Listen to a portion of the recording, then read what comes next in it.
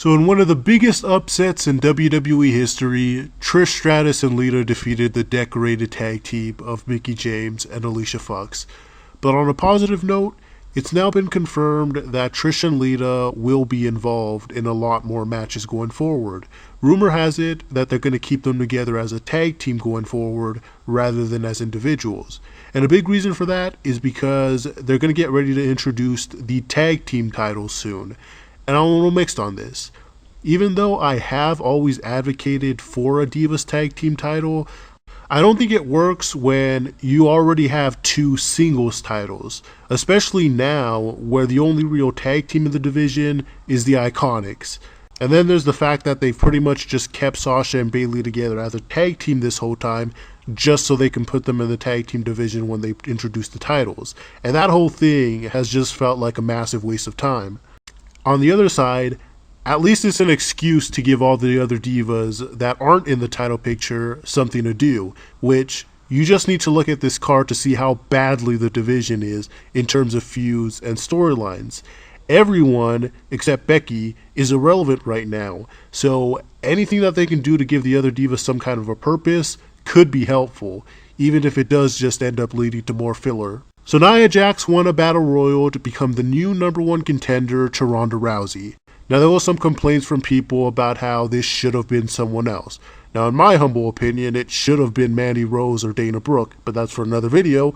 But at the end of the day, it didn't really matter who won this match because the winner was just going to go on to be filler to build up Ronda Rousey. And even if the winner was going to challenge for the SmackDown title, WWE can't afford to take the belt off of Becky with how hot she is right now, so even that would have just been filler as well. I really hate when the division gets like this, where you know nothing is going to really progress because their champion is an unstoppable monster. So even when it looks like they're going to push someone new, it's only just so they can feed them to the champion. We've been stuck in this same cycle for the last 5 years, but WWE just keeps on doing it, even though it's been proven time and time again that this formula only hinders the division. And while we're on this topic, Ronda Rousey defeated Nikki Bella as expected. Now that's fine, Nikki didn't need to win, but when you're talking about shaking up the division, Nikki winning would have done a lot more to make the division interesting. At least in that case, you could have had someone like Ember Moon win the Battle Royal and then have her go on to beat Nikki for the title, thus giving her instant credibility by being able to do what even Ronda Rousey couldn't do, which would have built up for a match on its own down the road. There's a lot of different things that they could have done to spice things up with the division if Nikki had won, rather than doing the predictable undefeated streak with Rousey. Plus, a Nikki versus Becky match is still one of the biggest matches that they've never done, that they should have done. Regardless though, once again, Smarkstat predicted that this was going to be the worst match of all time because Ronda Rousey is still green and Nikki sucks. We're proven wrong, but anyone with half a brain already knew that was going to happen. Even with a couple of NXT matches on this card, this match still ended up being the best match of the night behind Becky and Charlotte.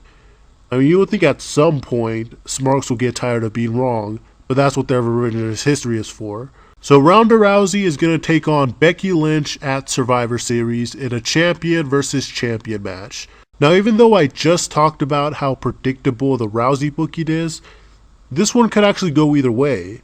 With Nia Jax on the radar, I could expect a Nia Jax run-in to cost Ronda Rousey the match and give Becky the win. So this could be a little bit more interesting than usual. But that's not the only debate going on regarding Becky and Ronda at the moment.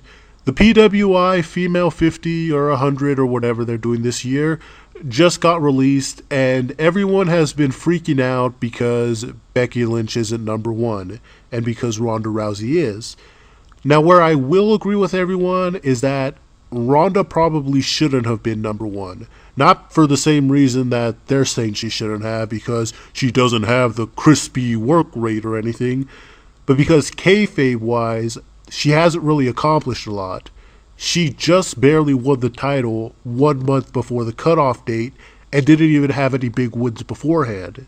So in that case, yeah, Her being number one is purely because it looks good on the cover of a magazine. But kayfabe-wise, Alexa Bliss has accomplished more than anyone in the last year, even more so than any of the horsewomen. So if anyone should be number one, it is Alexa Bliss.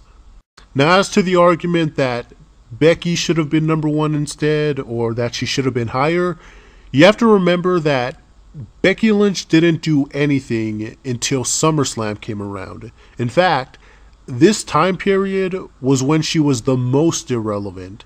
So the same reason that Ronda shouldn't be number one is the same reason why Becky shouldn't be either.